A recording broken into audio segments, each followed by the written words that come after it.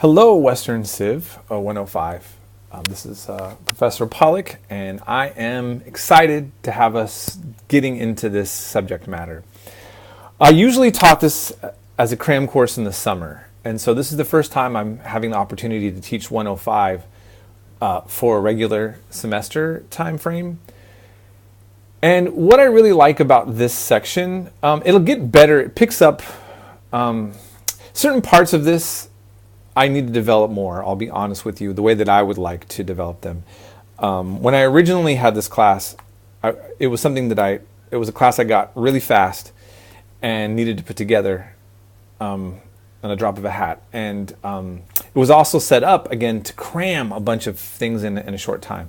So I tried to fix some of those, to fix this up. And I added a lot of different videos from other documentary pieces and some other professors that I thought would be helpful and informative and kind of mix things up a little bit for you. What I like to do is talk about how a lot of the history can be incorporated into things going on now. And some people like it when I do that a lot. Sometimes people want me to do less of that. As you as my students, feel free to communicate anything you need to with me on questions about any of the lectures or the material that we cover. And before I go any further, that's kind of something I want to address as well. I am extremely supportive of my students. I'm aware that I have students coming from so many different backgrounds with so many different things that can make school much more of a challenge or challenge in a different kind of way. I was a single parent for most of my adult life, so I get it. And I had sometimes up to 3 jobs while I was taking care of my daughter. Really, I get it. I have many students that are sometimes active in the military or working for the fire department. So if you have any kind of issues that make an assignment a challenge, or you're not going to get it in on time, just communicate with me. Okay, if this happens all the time, then we have to have a discussion about that. But as a general rule, if you communicate with me, we can work something out. What I have a problem with is when students disappear for a while, and then they have many assignments they need to catch up with, and then they try to tell me a life story issue. I understand why that could be the case, but really, it's in your best interest that even if you're having some trouble with things, even if you send me some short emails or whatever you need to do to communicate with me, again, I'll work with you, okay? So I just want to make that very clear. All right. So moving on to the content issues factor. I have this class set up for you to have a textbook as well. And I mentioned that in my first announcement video. And right now, I am not sure. I just, not long ago, I wrote to the book room inquiring about the situation with the textbooks. So I'll state again that I don't know why the textbook industry has been wanting to phase out textbooks. Well, I guess I know why. They want us to buy their programs and their online stuff, and I don't want to use those. I want my students to have textbooks. And I set up this class for a particular, the one that I have ordered. And every semester it's becoming harder, it seems, to actually get them. This is a strange dilemma that we can't seem to get textbooks from the textbook company. So this is new to me. It's been new, though, for several semesters now. And I guess I keep hoping that it'll somehow get resolved. So here's what I want you to do. Several things. On the syllabus, I have the textbook that I want you to get. If you can order online any, as long as you're getting the right volume and the right authors for the textbook, if you get a different edition, you should still be able to mainly utilize that textbook with these lectures. That's what's been happening so far with my classes, and we've been getting through it. You'll just sometimes have to communicate with me and maybe kind of fumble along and see where my lecture is at and like where the textbook is at the same time. Again, feel free to call me about that if you have any questions. I do want you to have a textbook though. Just keep in mind though that I have these lectures, take the notes. You can use the information from the notes and the documentaries and the videos and incorporate them into your Sunday papers. So keep that in mind. So even if you don't have a textbook this week, you can still do all the assignments, okay? I want to say again, even if you don't have a textbook this week, you can do all the assignments. The Sunday papers are just intended for you to demonstrate that you have knowledge of the theme or question that I have for Sunday, and you're just reiterating what we covered. This is not a research paper, okay? It's very straightforward. And really, again, it's kind of like your notes made into a coherent, like one-page paper, basically. So I'll back up again. Here's the routine.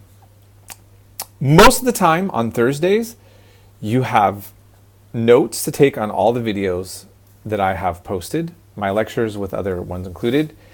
Then you will have a discussion that you need to participate in. Again, I want you to demonstrate knowledge of the material covered. Always, always, always. That's what I'm looking for. And then Sundays, you will write on a theme of what we just covered, sometimes even in the discussions. Okay? And you can use your notes that you turned in and use them to formulate the paper. Okay? If you stick to the material we covered, you don't need a bibliography.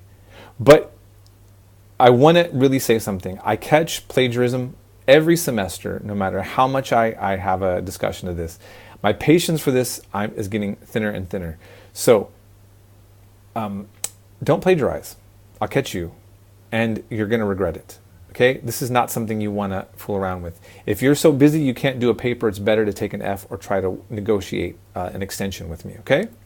So that's all I want to say about that. Okay, again, back to the subject matter. We're talking about Western civilization.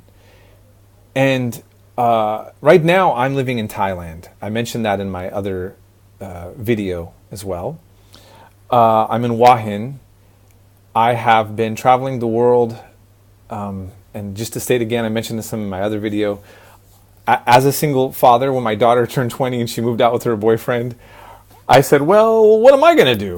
And I decided to get rid of much of my stuff. I still officially live in my current residence, but I've been just taking this opportunity, just teaching online on a very tight budget, to try to see the world and incorporate what I'm learning into these classes. And so many of my announcements, I'm going to be telling you stories about Thailand, and I just left Europe. I spent almost 2 months in the Netherlands, in Leiden. And I got to go to a lot of places and see a lot of things that we're going to discuss in all of these weeks' modules. I mean, all these semesters, the semester's modules, excuse me. And so, yeah, I'm looking forward to being able to share all this information with you guys.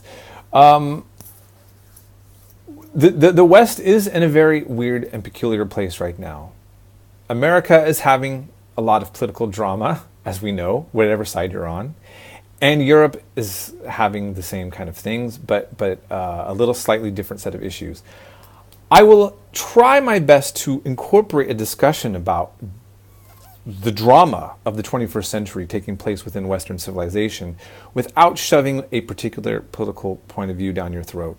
I have very strong views, especially at this point, being what I've experienced and what I've been observing.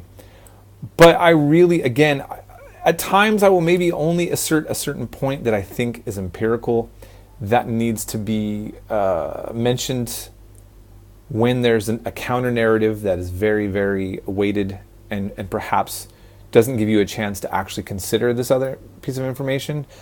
But I don't want any of my students to feel that your politics and your views are being judged by your professor. This is a safe space. And as the last thing I'm going to say, so in the discussions, because we are in sensitive times, there's two things that I want to keep in balance on. which is I believe in free speech, but also respect of the students. Okay, so we have free speech in this country, but this is a classroom.